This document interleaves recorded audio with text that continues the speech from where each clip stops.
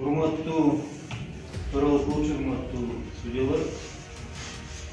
Силерге сөзүм жок. Мен ушундан пайдаланып, элге кайрылгым келет. Айтымга 3 күндөн кийин жаңы жыл. Алтын энекем, жубайым жан эркем, кызым, уулум мени кечиргиле. 2 жыл жаңы жылды силер менен боло албадым.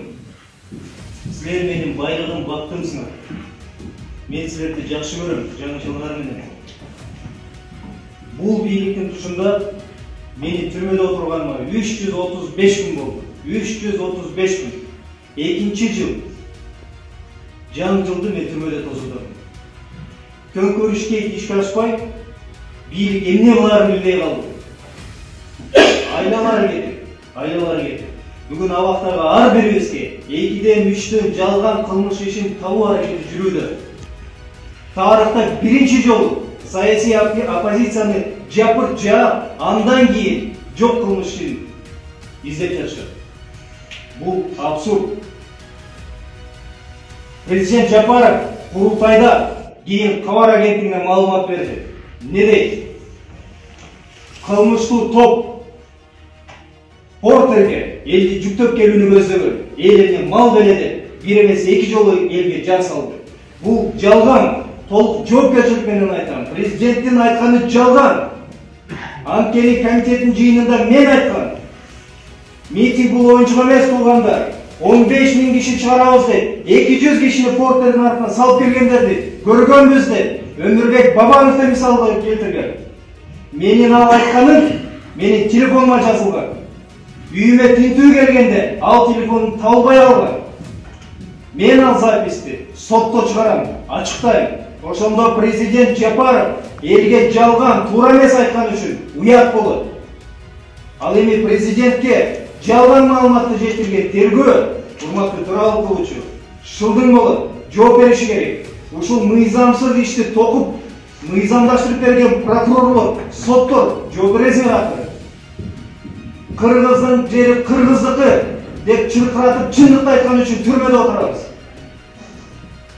Уятыңар болсо жок дегенде аялдарды бошотуп койбойт белеңер. 72 жаштагы менин энем менен тең эне отурат түрмөдө. Мына мен менен келди, Периза Суранова, носилка менен алып келишти. Араңдан зорго жүктөдү машинага. Аларды эмне кылып отурасыңар? Анткени силерге 7-чи кабаттан буйрук келген. Анткени силер бир гана президенттик администрацияны угасыңар. Кама дегенди камап, чыгар дегенди чыгарасыңар. Бирок бул күн да өтөт. Кимдин ким экени, кимдин душман экени аныкталат.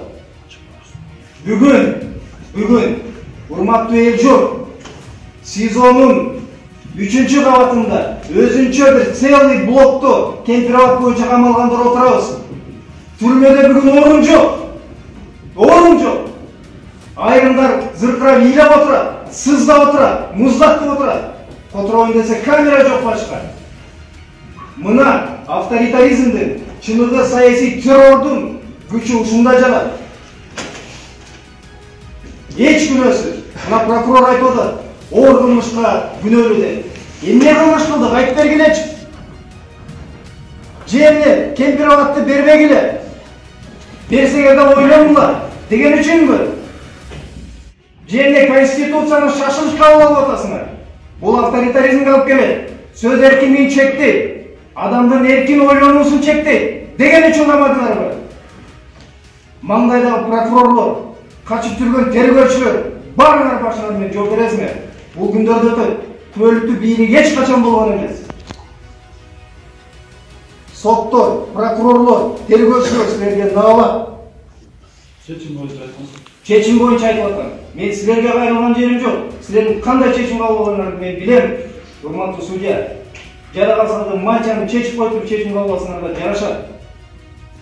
Ушул кырдаалга келип калды Кыргызстанда.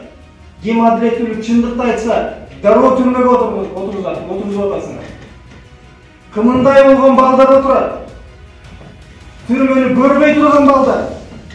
Мамлекетке кызмат кылуучу, жап-жаш болгон балдар түрмөдө отурат. Урматтуу президент, Мынау чечимиңиз туура эмес болуп атат. Же мынау боюнча маалымат берип коюңуз деген үчүн отурат. А силер ушуну мыйзамдаштырып, баарыбызды түрмөгө камап отурасыңар. Мен соттордон эч нерсени суранбайм. Анткени мен билем, даяр протоколду чыгып, келип гана окуп коюңар кажет. Мен болгондо элмен кечирим сурайм.